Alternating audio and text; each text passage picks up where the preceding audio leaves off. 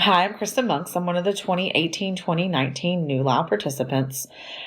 And I think that something throughout this process, as I've learned more about servant leadership, that has really stuck with me the most is that you have to be mindful. And you have to be mindful in everything you do.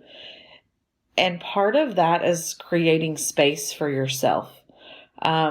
My small group has reminded me, and I think each other on numerous occasions, that we cannot pour from an empty cup.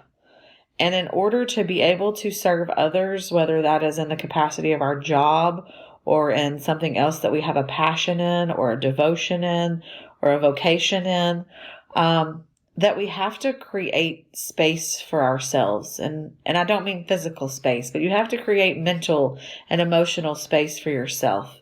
And when you're able to do that and be present and really be in the moment and be mindful of everything that is taking place around you, you're able to then serve others better and therefore lead others better. I have been able to see some changes take place already in my work environment by really just stopping and paying attention to what's going on in the moment and not trying to multitask and think about the other 100 things that I have going on. I had found myself in some situations where I had conversations with people, even made plans for things to happen or be done a certain way. And then when they were done, I was questioning why they were done that way because I did not recollect even having conversations with those folks. And so I've really tried to work hard at being present in the moment and being mindful of what is taking place in the moment. And I think by doing that, I have helped others feel more as they are being listened to and as each situation has meaning, and have been able to really be empathetic or sympathetic to what is being said to me. And from that, I believe that I have been able to better than serve others and be able to lead in that capacity of servant leadership. Thank you.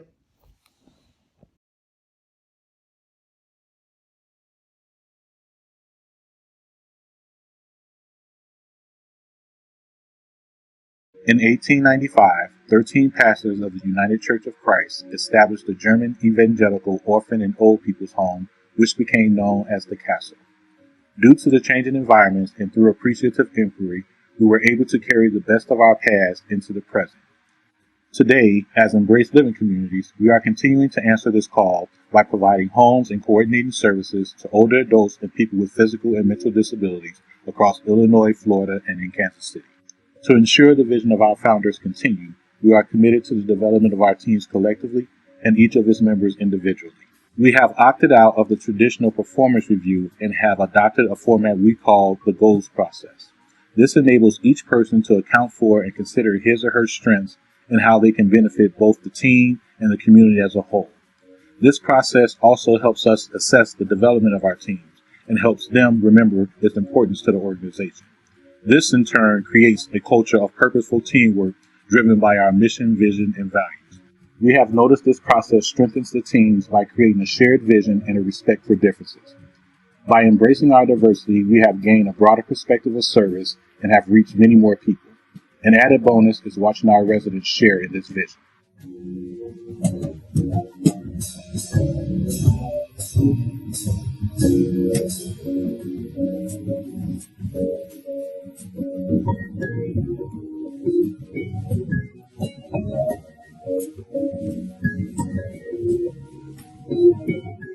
Last year, 3 of our communities joined a supportive services demonstration through the U.S. Department of Housing and Urban Development, called I Wish, to provide enhanced services to our residents. To achieve this, Embrace Living Communities established a partnership with Advocate. We are currently expanding a similar model to our other communities. As Director of Housing Operations with Embrace Living Communities, my participation in the Nollau Institute has added greater meaning to my work and has clarified this as a calling. Being a part of an organization with values in line with my own is a blessing.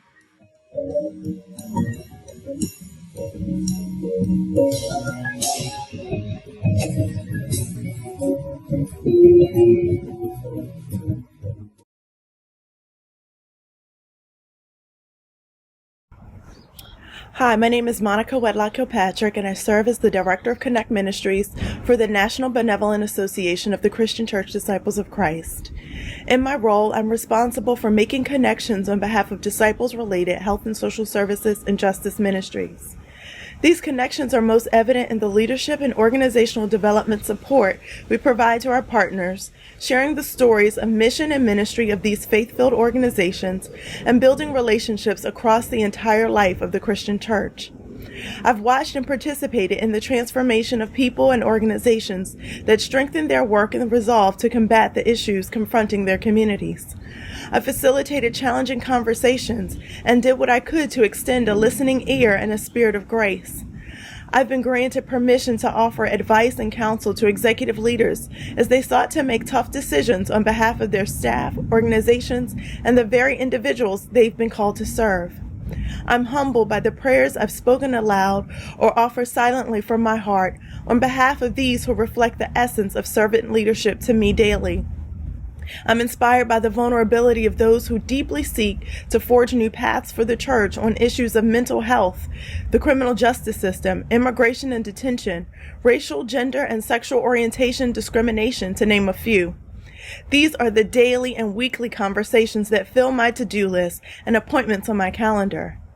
And just a few of the ways I try to fulfill the mission of the NBA of following God's call to inspire and connect the people and ministries of the Christian Church Disciples of Christ, to accompany one another in the creation of communities of compassion and care, and to advocate for the well-being of all of humanity. Through my ministry at NBA, I'm fully able to live out my life's purpose. I've reflected repeatedly on how my presence in the world and among those I encounter has the potential of changing the course of history.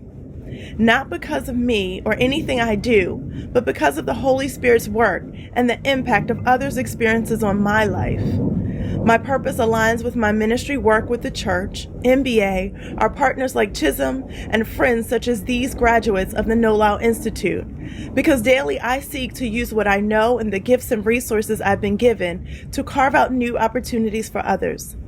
The life lessons I've learned come in the form of what it means to trust God and receive grace from others. My year with Nollau has not been an easy one, both personally and professionally. Yet over and over again, I've been blessed to feel God's presence in the prayers, words, smiles, and warm thoughts of my classmates and leadership. And for that, I simply say, thank you.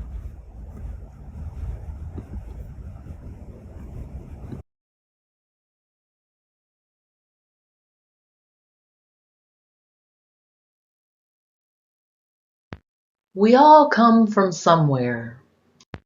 The somewhere that we come from shapes us. As we live and learn and grow, it shapes who we become.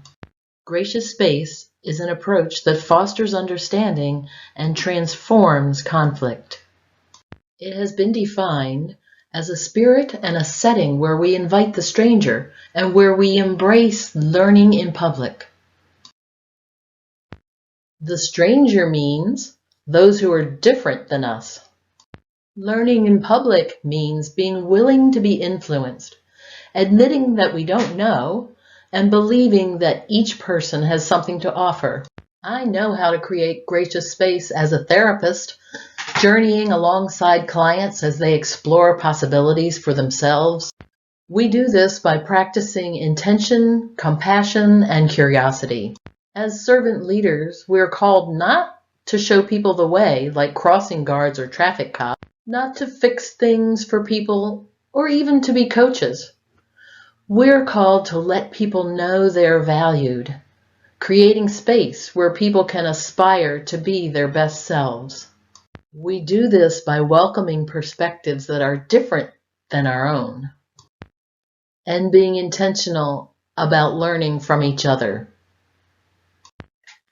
Having been raised Mennonite and eventually trained as a professional counselor, all of this was not new to me. What is new to me is the challenge to not only foster gracious space in the agency I work for, but to be a gracious space. This means creating gracious space for myself and within myself. For me, this means attending to the Spirit of God. That is the challenge.